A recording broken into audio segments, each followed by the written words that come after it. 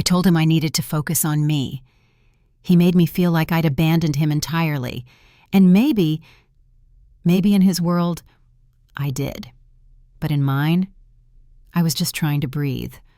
My name's Sana, and this story isn't about betrayal or cheating or some explosive fight. This story is about what happens when love isn't enough to hold you together, especially when you're slowly losing yourself inside it. We'd been together for almost 2 years. It started like every great story does, effortless, fun, exciting. He made me laugh in a way I hadn't laughed in a long time. He made me feel seen, chosen, and for a while that was enough. But somewhere in the middle of us, I started shrinking inside my own life. I stopped writing. I stopped seeing friends as much. I started skipping solo things I used to enjoy, like journaling at cafes or taking quiet walks with music in my ears.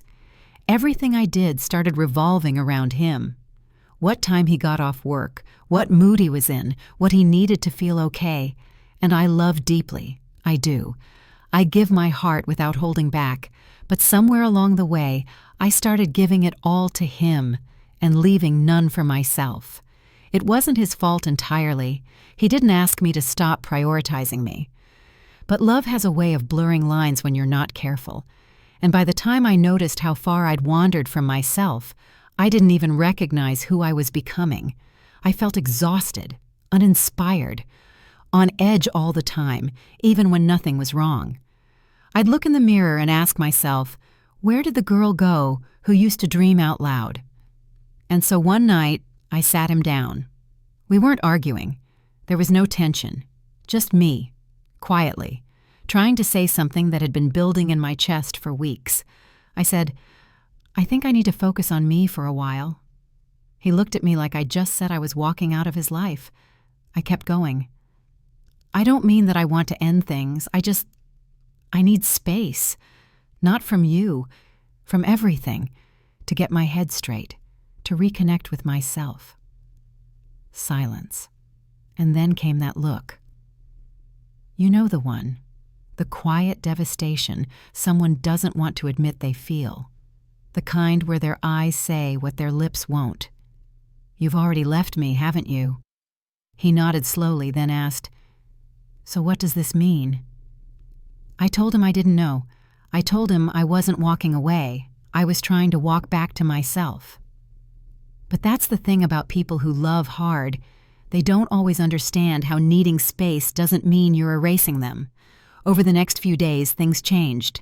Texts became shorter. Phone calls felt forced. Plans we'd usually make together. He stopped suggesting them. I reached out, tried to keep things open, but he started pulling away. I could feel it, like a rope slowly going slack between us, and it hurt, because I wasn't ending us. I was just asking for room to breathe. But he took it as a rejection, as abandonment. And the worst part? He never said it out loud. He just withdrew.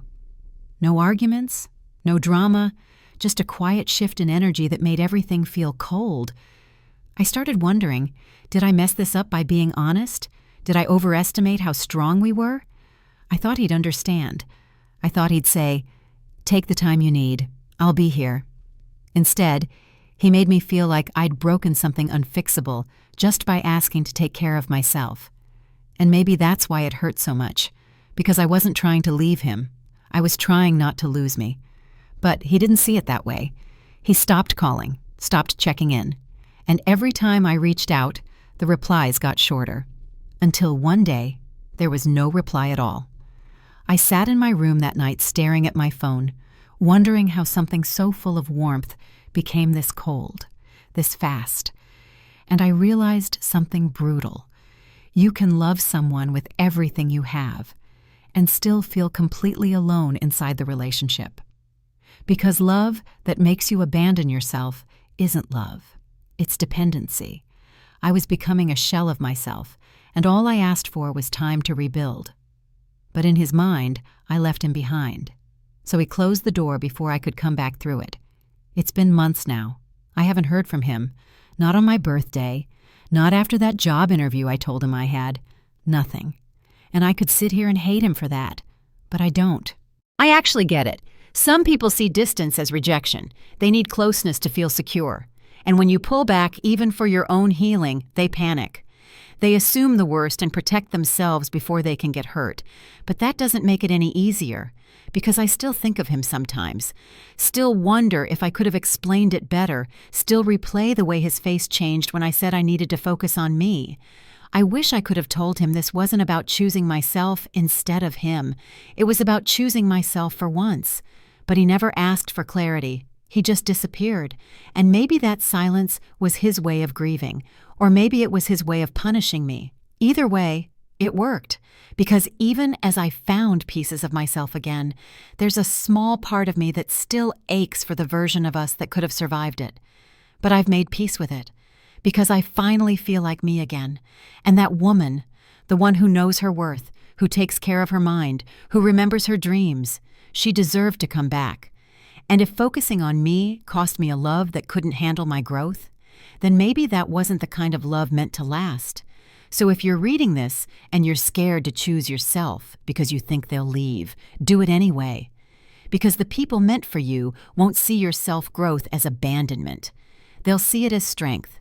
And they'll wait for you, not walk away while you're healing.